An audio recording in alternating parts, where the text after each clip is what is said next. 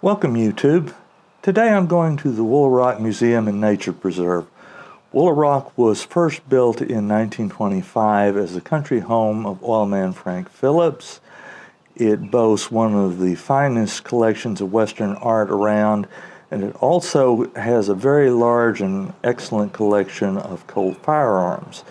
Other works in the museum include the 12 finalists of the Pioneer Woman competition. And also, if you stick around to the end, I've got some bonus content that you don't normally see at a visit to Woolaroc. When Frank Phillips established Woolaroc as a nature preserve, he brought in animals from all over the world, such as this zebra. There's also a sizable herd of buffalo that roam the preserve. Other animals include ostriches, water buffalo, a number of different species from all around the globe. Because these animals are wild animals, visitors to Woolaroc are required to stay in their car when they are in the nature preserve area.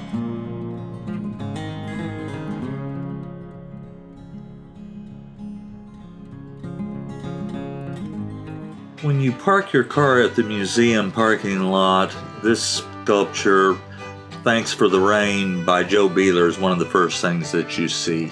The Visitor Center Lounge features this beautiful stained glass window. The Visitor Center also features these portraits by Robert Lanoux. Here's a shot of the main entrance to the museum. Here we have the entryway to the museum proper. The sculpture of Abraham Lincoln is the original bronze from which the Lincoln Memorial statue was designed.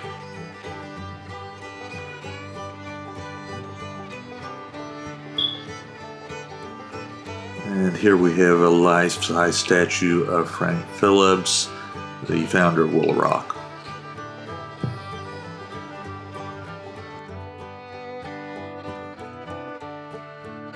Here's a closer shot of the Lincoln statue.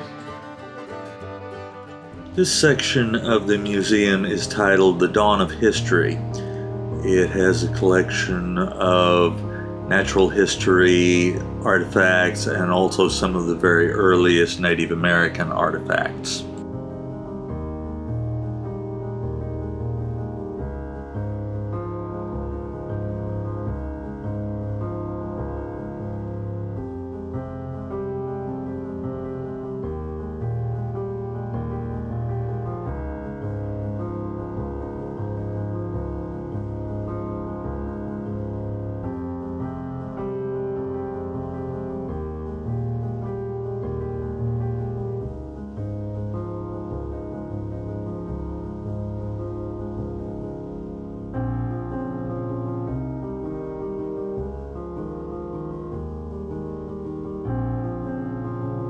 Here's a close-up of some artifacts from the Spiral Mound.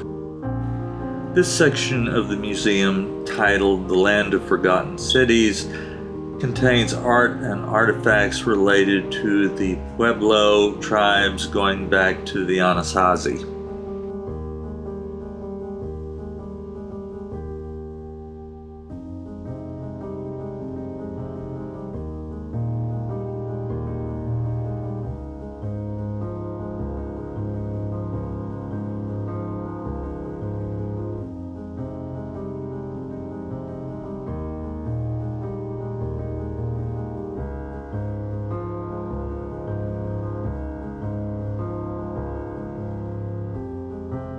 This painting, titled The Lookout by William R. Lee, depicts an Anasazi cliff dwelling. And into these fellas who were attending the Mountain Man Rendezvous, I'll have pictures of their encampment later in the video.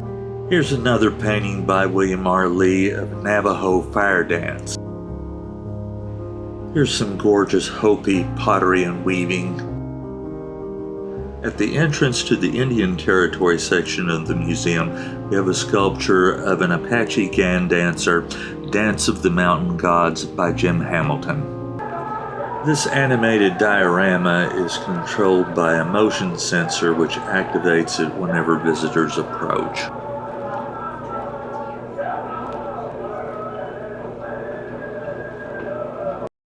Here's a panoramic view of the Indian Territory section of the museum.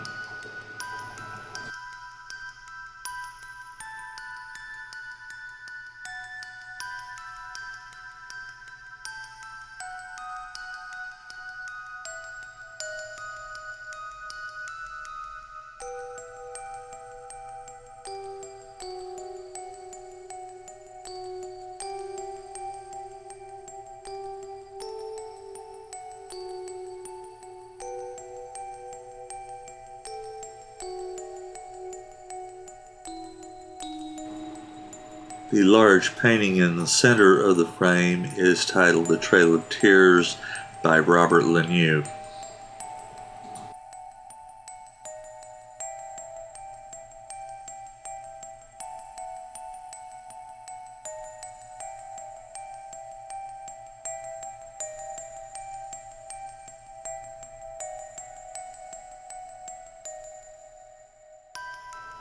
Here's a close-up of War Chief of Santa Clara by Henry Balink. Here's a close-up of Horse Raiders by R.V. Greaves. Here we have a close-up shot of General Crook's conference with Geronimo by William F. Klein. A close-up of The Healer by Joe Beeler. This section of the museum, titled The Trail of the Cowboy, is filled with cowboy artifacts, memorabilia, and cowboy-related art. There's a section devoted to the 101 Ranch, which was famous for its Wild West shows. Tom Mix's saddle is on display in this section, and the 101 Ranch's show saddle is also one of the exhibits.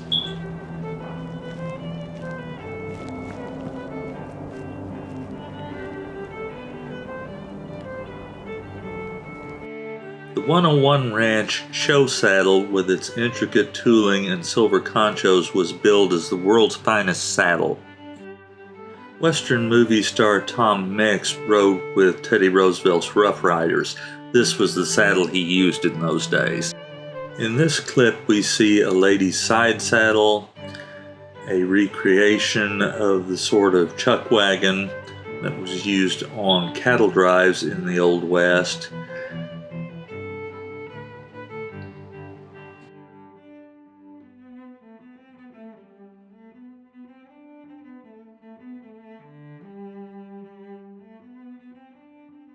In the corner is a collection of various styles of barbed wire that were used on ranches in the Old West.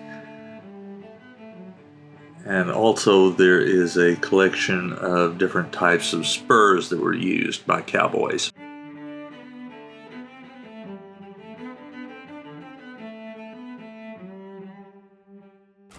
This room is my favorite gallery in all of Woolaroc.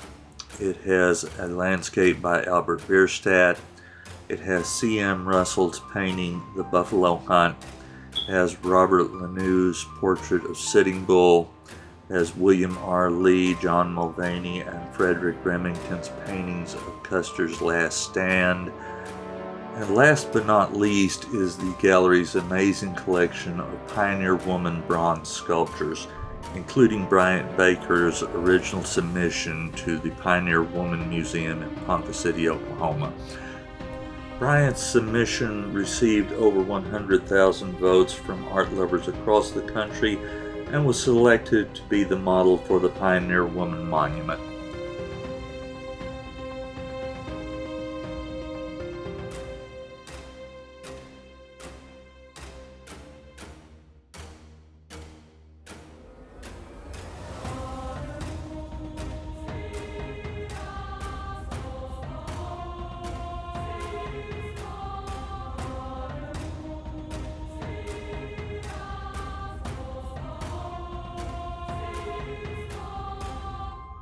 Robert Lanoux's portrait of Sitting Bull,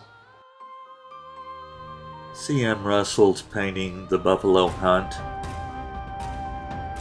Frederick Remington's painting The Last Stand, Bryant Baker's original Pioneer Woman bronze.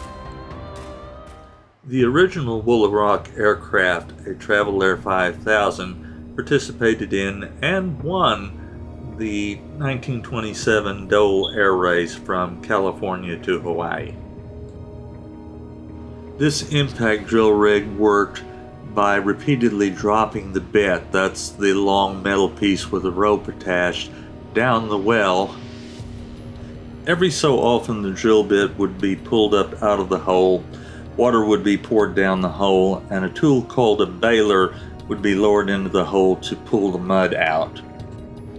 Drill rigs of this type were generally used to drill wells in the 500 feet to 700 feet deep range. They were originally designed for drilling water wells.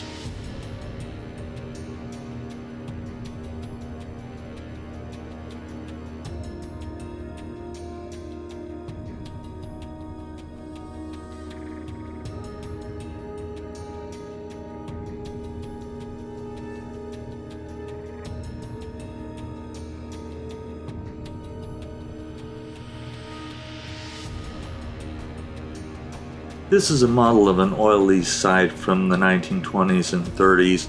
The large building contains a motor which is connected to several pumps by means of metal rods. Oil was pumped into the tallest of the three tanks to allow water to separate, and then was transferred to the shorter tanks for storage and pickup by a tanker truck. Woolaroc has a large collection of Colt firearms. The collection ranges from early cap and ball revolvers and revolving carbines and rifles to machine guns and Gatling guns of various calibers. It also has a large collection of Model 1911 pistols, including one of the earliest examples, serial number 4.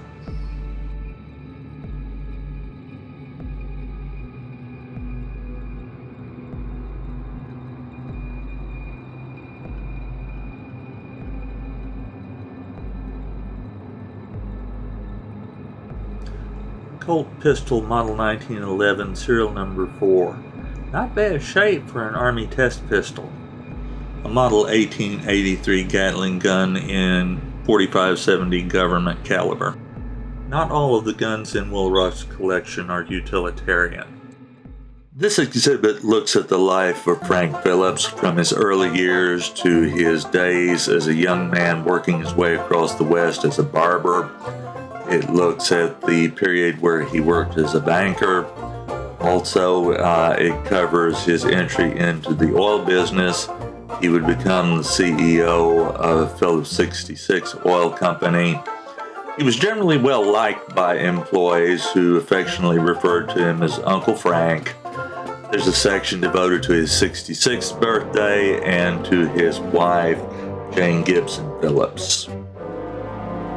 Uncle Frank loved America's Western heritage. He sponsored several cow thieves and outlaws reunions that were well attended by cattle rustlers, bankers, politicians, and other outlaws. The last gallery contains pieces from the Sam P. and Mary Lou Daniel North American Waterfowl Collection. Beautiful examples of the taxidermist's art. The gallery also houses a very nice model train set with animated features in the buildings alongside the track.